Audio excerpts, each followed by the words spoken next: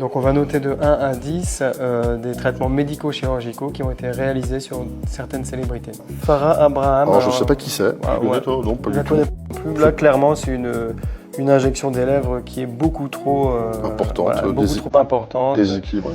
Déséquilibrée. La lèvre supérieure qui est beaucoup trop Alors, ce qu'il injectée. faut, lorsqu'on injecte, ça augmente de volume toujours un petit peu plus que ça ne devrait, parce que c'est une zone assez sensible.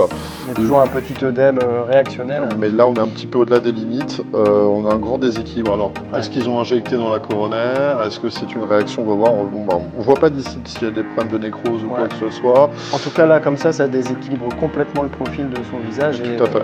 C'est encore une fois un très bon exemple de ce qu'il faut surtout pas faire. Donc toujours avec tact et mesure et bien surveiller ses patientes, parce que c'est pas toutes les injecter, c'est quand même un suivi aussi. Et quand on injecte comme ça, il y a toujours un risque de nécrose parce que le produit peut comprimer les vaisseaux. C'est vraiment très dangereux. Donc dans ces résultats-là, on peut pas noter vraiment, mais bon, de toute façon c'est en dessous de la moyenne, on peut pas se... 0 sur 10. Ouais, 0 sur 10, c'est sûr que si on sort patiente comme ça, c'est pas possible.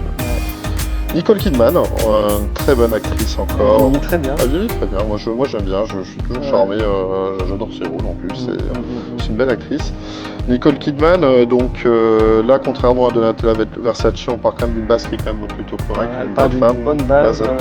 Alors du coup du Botox, effectivement, Botox un petit peu à l'américaine, peut-être des produits un petit peu... Elle est peut-être un petit peu trop figée au niveau du front. Voilà, exactement. Après, l'ensemble reste harmonieux et peut-être que l'intervenant faudra mettre un petit peu moins peut-être la prochaine fois pour nous laisser un petit peu... Pour l'avoir en dynamique comme ça sur des vidéos, elle est toujours un petit peu trop figée au niveau du front. Elle a un grand front aussi, donc du coup c'est vrai que qui couvre un peu plus du tiers du visage.